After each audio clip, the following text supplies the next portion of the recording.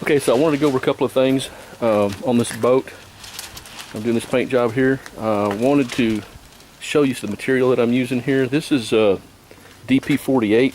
This is the epoxy primer. This is this is really for automotive work. Very expensive stuff.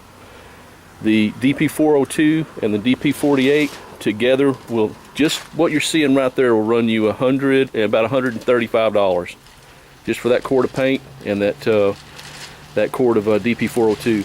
So very expensive. I used 1 quart. I used half of this. To do 4 coats of epoxy primer on just this one piece that I have taped off, of course, all the way around the boat. I'm only using the epoxy primer on the top side because it's so expensive. I'm going to use the Total Protect. This is also, so you can see, epoxy primer barrier coat for the bottom part of the boat. It's a 2-part epoxy primer, and after I get finished applying the marine fiberglass resin on the hull and get it all sanded back down, then I'll come back and I'll use a roller to apply 4 coats of the Total Protect. I'm hoping that's going to be enough. It's a gallon. I think it does 500 square feet. We'll see.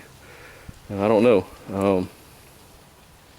It took a gallon of paint to do just the top side, and that's only 2 coats, spraying it on. So the DP48 is applied with spray gun, and they recommend the Total Protect epoxy primer application with the roller. So yeah. I'm going to be rolling that on, and my stomach's telling me I'm hungry. I ain't ate all day.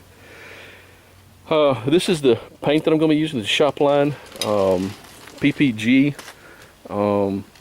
polyurethane for the top coat here, for the color coat, with the polyurethane hardener.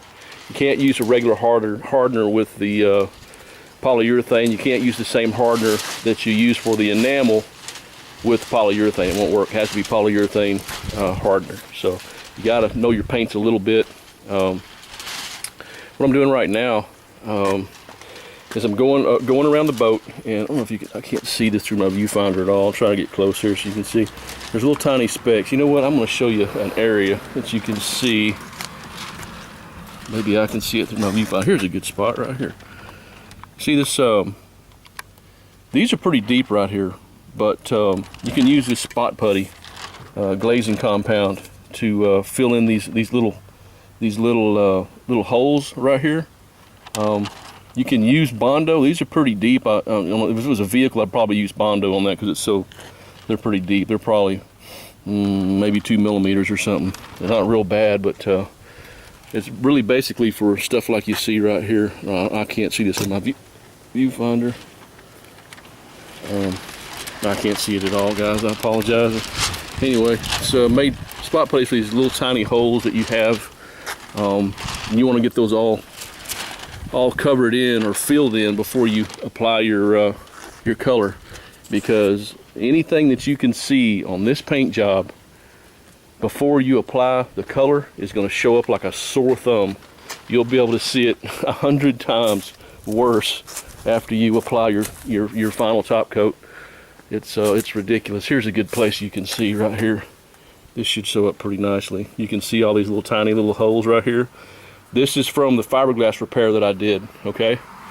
I guess the guy ran it into his garage or whatever when he was parking it in his garage, and he busted a hole in this thing up here. It wasn't real big, but I used fiberglass. You know, I didn't use Bondo on this. I used fiberglass, and it was a kitty hair. I don't know if you guys are familiar with kitty hair, but kitty hair is basically fiberglass, chopped up fiberglass in a resin.